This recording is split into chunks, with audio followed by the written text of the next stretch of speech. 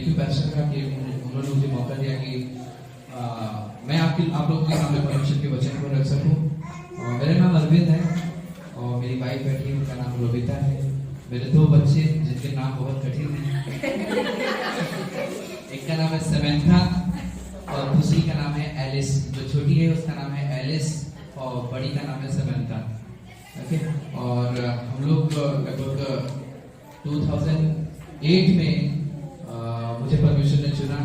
मैं हॉस्पिटल में था, मुझे याद है आज भी वो दिन, अगस्त था और 2008 की बात है। मैं बहुत ज़्यादा बीमार था और पास्टर आए, उन्होंने हॉस्पिटल में मेरे लिए प्रार्थना किया और 3 साल तक उस बीमारी से मैं झेल रहा था। उस बीमारी को मैं अपने ऊपर लेके चल रहा था और लगभग 3 साल तक की उस बीमारी को झेलने के बाद में फिर डॉक्टरों ने हाथ उठा लिया था और बोला था कि अब मैं नहीं बचूंगा। फिर गोविंद हॉस्पिटल, सभी को पता है ना, गोविंद हॉस्पिटल में पास्टर आए थे, उन्होंने मेरे लिए प्रार्थना किया और मेरा जीवन बदल गया। ठीक है, और मैं परमेश्वर ने मुझे नया कर दिया और उसके लगभग 1 साल तक मैं पास्टर के साथ में था। लोगों के घर पे विजिट करने जाता था, प्रार्थना करने जाता था, बहुत घूमा उनके साथ में साइकिल पे। आज पास्टर बाइक से चलते ना, हम लोग साइकिल से चलते थे पहले और बहुत घूमे हम लोगों ने। हमने न्योमी का साइकिल में चलाता था और न्योमी को नया साइकिल दिया गया था, बहुत बड़ा साइकिल था, तो उसमें वो बहुत छोटी थी, तो उसका साइकिल में चलाता था। हम लोग प्रेयर करने के लिए जाते थे और आज मैं देख रहा हूँ कि आज परमेश्वर ने मुझे बदला और नया किया। और कुछ समय के बाद में पास्टर के साथ में 1 साल तक मैं उनके साथ में था। फिर उसके बाद में मैंने सोचा कि मुझे और जानना है परमेश्वर के बारे में, है ना। जिस परमेश्वर ने, जो परमेश्वर जीवित है और जो परमेश्वर ने मुझे बचाया है, वो है कौन, है ना। अगर वो जीवित है तो वो, इसके लिए वो हमारी प्रार्थनाओं को सुनता है। इसके लिए मैं यहाँ पर खड़ा हूँ, इसके लिए आप लोग यहाँ पर है ना, मैं यहाँ पर हूँ और आप लोग यहाँ पर है। क्यों? क्योंकि वो जीवित परमेश्वर है और वो सच्चा परमेश्वर है और वो हमारी प्रार्थनाओं को सुनने वाला परमेश्वर है ना। इसके लिए पास्टर बोल रहे हैं ना, हम जाके लोगों को बताते हैं। लाइक बहन और भाई आए और यहाँ पर उन्होंने बाइबल कॉलेज के बारे में बताया कि वो इसलिए बाइबल कॉलेज किया ताकि वो लोगों को जाके बता सके कि परमेश्वर है कौन, है ना। उस समय हम लोग भी इसी तरीके से कार्य करते थे कि हम लोग जाते थे, लोगों को साइकिल से बहुत दूर दूर तक जाते थे, परमेश्वर के बारे में बताते थे। बहुत सारे लोग थे, आज वो लोग नहीं है ना। और मैं लखनऊ छोड़ के फिर मैं बॉम्बे गया और मैंने वहाँ पे बाइबल कॉलेज किया। बाइबल कॉलेज खत्म करने के बाद में मेरी मुलाकात रोहिता नाम की लड़की से हुई। वो भी मेरे साथ में बाइबल कॉलेज चल रही थी, तो हम लोगों ने फिर उसके बाद में कुछ समय के बाद में हम लोग पास्टर के पास में गए। पास्टर से हम लोगों ने बातें किया, फिर हम लोगों ने शादी किया और जैसे कि पास्टर ने बताया, अकेला गया था, 2 हो गया, 2 से 4 हो गया। ओके, परमेश्वर बढ़ा रहा है, परमेश्वर बढ़ा रहा है। ओके, आज जो मैं बात करने वाला हूँ, और हाँ, मैं महाराष्ट्र में गांव में जाकर, जिस तरीके से पास्टर यूपी के गांव में जाकर लोगों को परमेश्वर के बारे में बताते हैं, उसी तरीके से मैं भी महाराष्ट्र के जो ट्राइब पीपल होते हैं, जो आदिवासी लोग जो होते हैं, उन लोगों के बीच में जाकर मैं और मेरी वाइफ हम लोग जाके परमेश्वर के कार्य के बारे में उनको बताते हैं। और परमेश्वर कार्य कर रहा है और परमेश्वर ने बहुत सारे लोगों को छुआ है और कई जगहों पे परमेश्वर के दुआ से, परमेश्वर के जो हमने सीखा है पास्टर से, और मैं अपना आंटी बोलूँ या दीदी बोलूँ, है ना तो मैं आंटी बोलता था उनको शुरुआत से ही।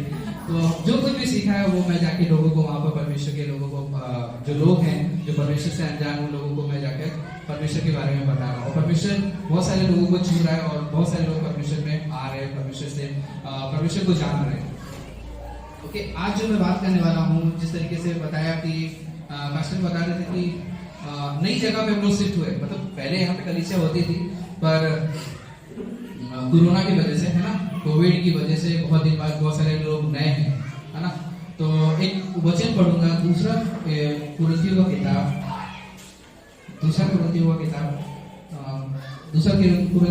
5वां अध्याय वचन 17। ओके, सभी लोग ध्यान देंगे। 5 से 7 मिनट में बात करूंगा, थोड़ा इधर ध्यान देंगे। दूसरा कुरिन्थियों का किताब 5वां अध्याय वचन 17, वो इस तरीके से बोलता है, इसलिए यदि कोई मसीह में है वह नई सृष्टि है। क्या है? परमेश्वर का वचन बोलता है यहाँ पर, पौलुस बोल रहा है कि जो कोई मसीह में है वो कौन है? नई सृष्टि है। यहाँ पर जितने लोग भी हैं, हम लोग काउंट नहीं कर सकते, लाइक जितने भी 30 से 40 लोग जितने लोग भी हैं, ये जो भवन है, ये जो जगह है, नए लोगों से भरा हुआ है ना। नई चीज सभी को पसंद है ना। घर में कोई नई चीज आता है, नया कपड़ा आता है, तो हम लोग बहुत उसको बहुत सम्मान देते हैं ना। तो उसी तरीके से परमेश्वर बोलता है कि जो कोई मसीह में है वो कौन है? नई सृष्टि है। इसलिए यदि कोई मसीह में है तो वह नई सृष्टि है, पुरानी बातें बीत गई, देखो सब बातें नई हो गई। हमारे जीवन में जो कुछ भी था, है ना, शैतान ने हमारे जीवन के द्वारा जो कुछ भी कराया, या हम जिस जगह से आए थे, परमेश्वर ने सब कुछ बदल दिया, है ना। आज जो हम हैं वो नए हैं। और आइए सबसे पहले हम लोग छोटी सी प्रार्थना करते फिर आगे बढ़ते हैं। धन्यवाद हमारे राजा, हमारे परमेश्वर, प्रभु आप महान और सर्वशक्तिमान परमेश्वर हैं। प्रभु आपके जैसा कोई परमेश्वर नहीं। प्रभु हम धन्यवाद देते हैं इस वचन के लिए कि आपने हमें नया किया है, और जब आपने हमें नया किया है तो उसके पीछे रीजन है कि हम उस आपकी उस पहचान में बनते जाएं जो आपने हमें नई पहचान दी है। प्रभु होने देना कि आप हमें इस वचन के द्वारा आप हमें चुनना, आप हमसे बातें करना, और होने देना हमारे परमेश्वर की हम इस वचन में अंश करके बढ़ते जाएं हमारे परमेश्वर। प्रभु हम धन्यवाद देते हैं। आगे का समय हम आपके चरणों में रखते हैं। प्रार्थना नित्य प्रभु यीशु के इकलौते नाम से करते हैं, आमीन। यहाँ पे बोलता है कि परमेश्वर का वचन बोलता है कि इसलिए यदि कोई मसीह में है तो वह नई सृष्टि है। इसलिए पुरानी बातें बीत गई हैं, देखो सब बातें परमेश्वर ने हमारे जीवन में नया कर दिया है ना। मैं बोल रहा था कि इस भवन में जितने लोग भी बैठे हुए हैं, है ना, वो लोग नए हैं, है ना। किस तरीके से नए हैं? क्योंकि परमेश्वर ने हमको बदल दिया है, और परमेश्वर हमको क्या बोलता है? हम नई सृष्टि है, नई चीज हम। और परमेश्वर ने जब हमको नया किया है, उसके पीछे हम लोग कोई चीज मॉल से या कहीं से भी कुछ भी हम खरीद के लेकर आते हैं, हम लोग उसके पीछे एक दाम चुकाते हैं, क्या, है ना। बिग बाजार से कुछ खरीदा तो हमने जो कार्ड दिया या कैसे भी हमने पेमेंट किया, तो हमने क्या किया? उसके पीछे एक दाम चुकाया, और तब हम उसको घर पे अपने लेकर आते हैं, हम उसको यूज करते हैं। उसी तरीके से परमेश्वर बोलता है कि परमेश्वर ने हमको क्या किया है? नया किया है। और परमेश्वर ने हमको जब नया किया है तो यूं ही हमको नया नहीं किया है, उसके लिए उसने दाम चुकाया है। क्या चुकाया है? दाम चुकाया है। क्रूस के ऊपर प्रभु यीशु मसीह ने अपने आप को हमारे लिए बलिदान किया ताकि हम क्या हो जाएं? नए हो जाएं। इफिसियों के 2 अध्याय में बताता है कि हमारा जीवन किस तरीके से था, है ना। हम पापों में फंसे हुए थे, हम पुरानी दुनिया में थे, हम परमेश्वर से अनजान थे, हम गलत काम करते थे, हम लोगों से झूठ बोलते थे, हम लोगों को गलत नजरों से देखते थे। परमेश्वर हमारी पहचान को उस तरीके से बता रहा है। ये हमारी पहचान थी पहले, है ना। ये हमारी पहचान थी पहले, हम किस तरीके से थे, हमारा जीवन किस तरीके से। पर अब परमेश्वर ने हमको वहां से निकालकर, उस पाप के जीवन से निकालकर, पाप की जगह से निकाल के हमको कलीसिया में रखा है, परमेश्वर के लोगों के बीच में रखा है, परमेश्वर की उपस्थिति में रखा है, ताकि हम क्या हो सके? अंश करके उस जो परमेश्वर ने हमको नया किया है उसमें हम और बदलते जाए। किसके स्वरूप में? रोमियो की किताब में लिखा है, परमेश्वर चाहता है कि हम अंश करके उसके रूप में, स्वरूप में बदलते जाए, है ना। इसके लिए परमेश्वर ने हमको नया किया है। और हर एक की पहचान होती है ना, हर एक की पहचान होती है। और एक कार्ड होता है ना।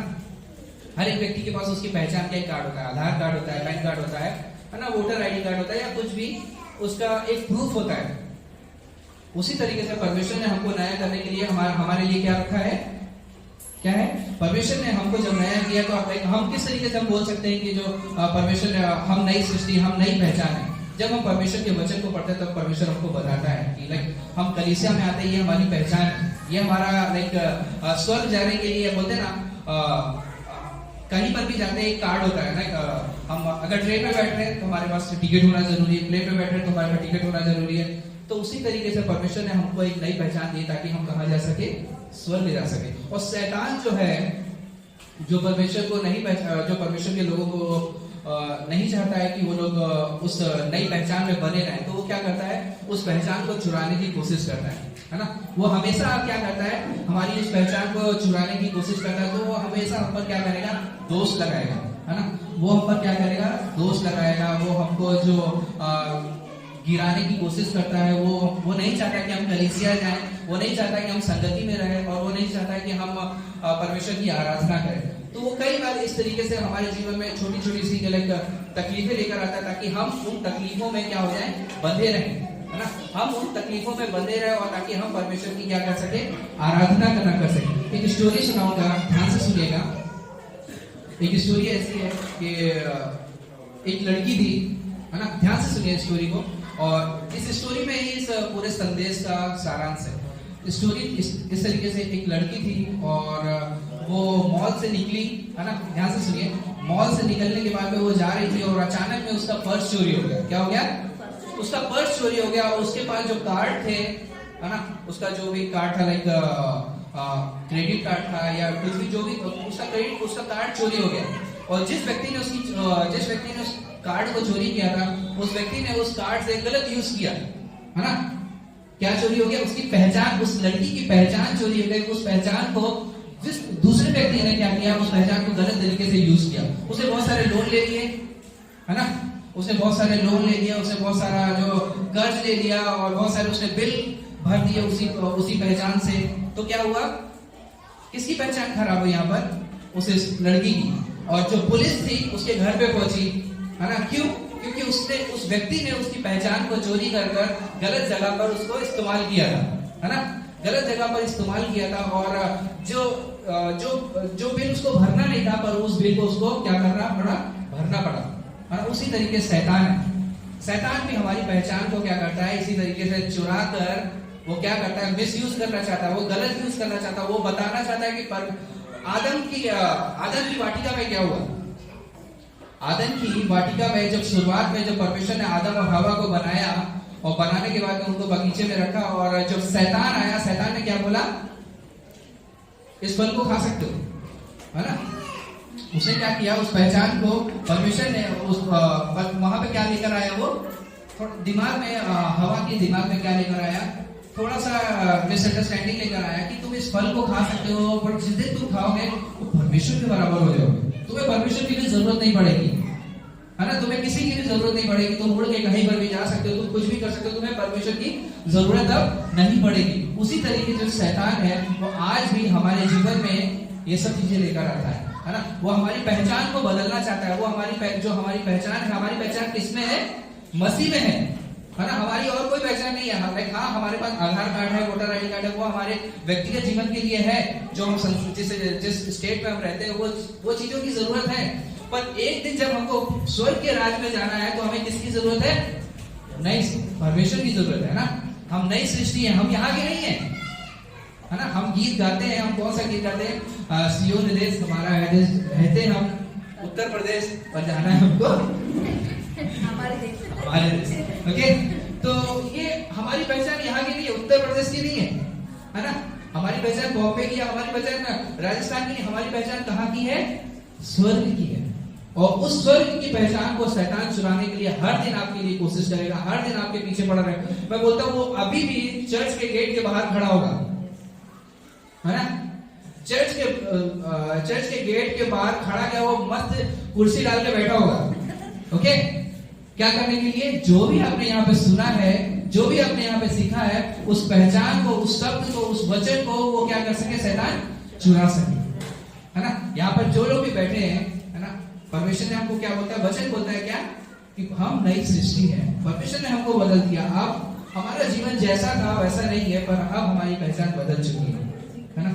अब यहाँ पर जितने लोग भी बैठे हैं, नए लोगों से मैंने शुरुआत किया था, नए लोगों से हम लोग भरे हुए, नई सृष्टि से। ये जो कलीसिया है, ये जो रूम है, नए लोगों से भरा हुआ है, नई सृष्टि से भरा हुआ है ना। परमेश्वर ने हमारी वो पहचान करी है।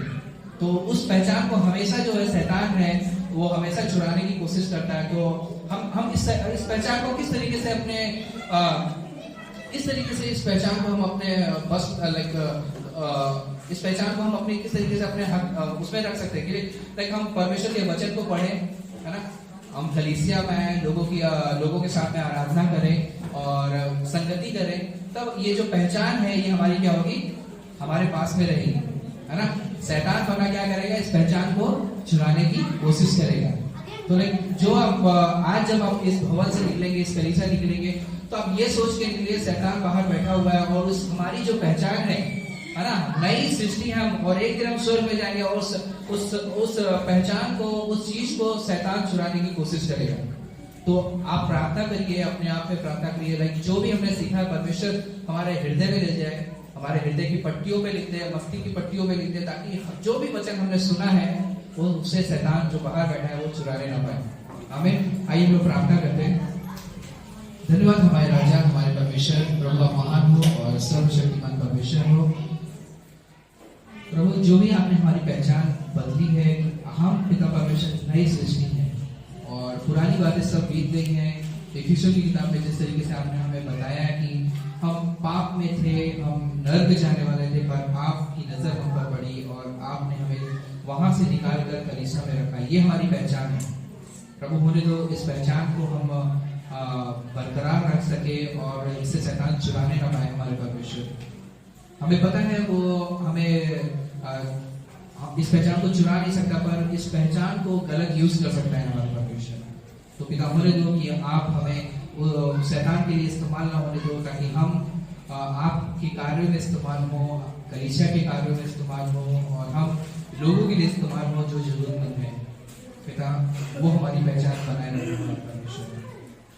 प्रभु धन्यवाद देते हैं, आगे का समय हम आपके चरणों में रखते हैं। प्रार्थना में प्रभु यीशु के नाम से करते हैं, आमीन।